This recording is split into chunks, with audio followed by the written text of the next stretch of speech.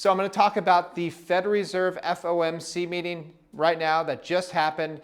And I'm also going to go over what is happening with the US dollar and who is deciding to not use the US dollar anymore. Very interesting stuff. But first, please like and subscribe and check us down below for our CT Club where you get our trade alerts. Okay, then forget it. Just get into it. Okay. So I'm going to get into some, there's a lot to cover here, and it's not good news for the US dollar. So the whole point of that Balaji guy saying that the dollar is going to hyperinflate and that he's betting $2 million that Bitcoin's going to go to $1 million within 3 months, that was a great marketing ploy now that I'm realizing this. He's not that nuts. He really doesn't think it's going to go to $1 million in 3 months, but he's warning people, and what a great way to spread why Bitcoin was born to the world with that type of announcement that he wants to give away $2 million. $2 million is very inexpensive compared to the amount of attention not only he's getting, but also the attention that Bitcoin's getting right now. So right now we have the Chinese yuan. Or actually, let me just step in right now and say the Federal Reserve raised interest rates 25 basis points, okay? Very expected. The Federal Reserve had to raise interest rates 25 basis points. They couldn't lower it and they couldn't keep it the same, because if they decided to lower it or keep it the same, that would be them admitting failure. And they can't do that, obviously. So that's why they did this. It's all about show. It's all about pride and like, hey, we got nothing wrong. We're doing great. The economy is fantastic. So, but keep in mind that if these bank failures didn't happen, we would have probably got a 50 basis point rise. Now, what else is happening with the US dollar? Russia to use a Chinese yuan instead of US dollars to settle trade with Asia, Africa, and Latin America. So yes, this is a really big deal that people are going to start bypassing the US dollar because they realize that, you know, it is on its way downhill. And so the whole point of this is the US dollar is dying, right? It's dying. If you haven't been living under a rock, you know that the US dollar is dying.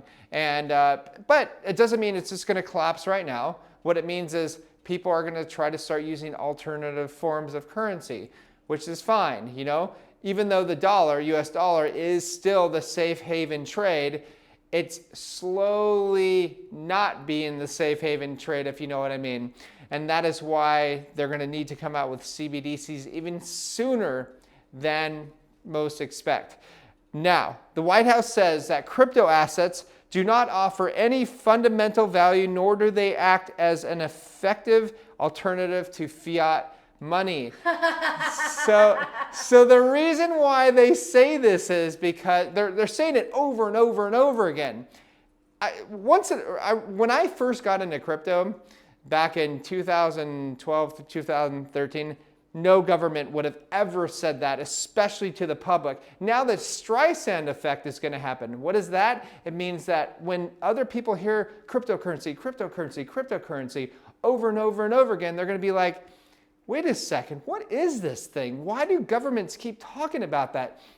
It's kind of like Uber in the UK. I forgot when it just started in the UK, the government, taxi drivers blocked all the streets because they were pissed off that so many people were taking Uber instead of the taxis over there. So what happened? People are like, what's Uber? So they started downloading the app. They're like, wow, this is way cheaper. So the same thing is happening with crypto. It's fantastic. Moving on. So we have, this is from Eric Voorhees, right? Love the guy. So Biden, Trump, Elizabeth Warren, Buffett, Jamie Dimon, Paul Krugman, and Christine Lagarde all agree you should not own Bitcoin. Yeah, all those scumbags that I just mentioned, yes, they're all scumbags, they're all puppets. They don't want you owning Bitcoin. They want you to be in their fiat system so you can die poor. There you go. That's really nice, guys. Okay, moving on. U.S. government calls for strict oversight of digital assets. Yes, they're going to be cracking down because they need to make room for their central bank digital currency.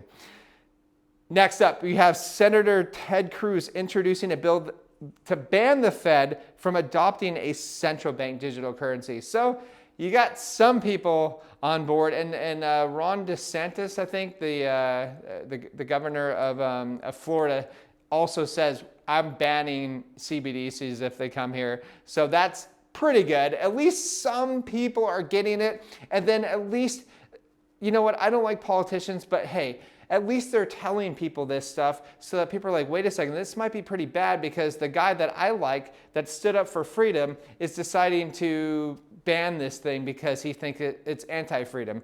Good news. Lastly, speaking of how little Bitcoin is actually out there, I'm going to read this tweet from Investment Answers, right? According to my calcs, there's only 1.3 million to 1.8 million Bitcoin that are left on exchanges. This means, based on the assumption that there are only 56 million millionaires, there's only 0.03 Bitcoin left per millionaire. That is $867 worth of Bitcoin left for each millionaire out there in the world. So yes, my bet is on Bitcoin and definitely not fiat. Anyways, please like and subscribe and check us down below for our CT Club so you can get what we are doing. All right, that's all I have. Bye-bye.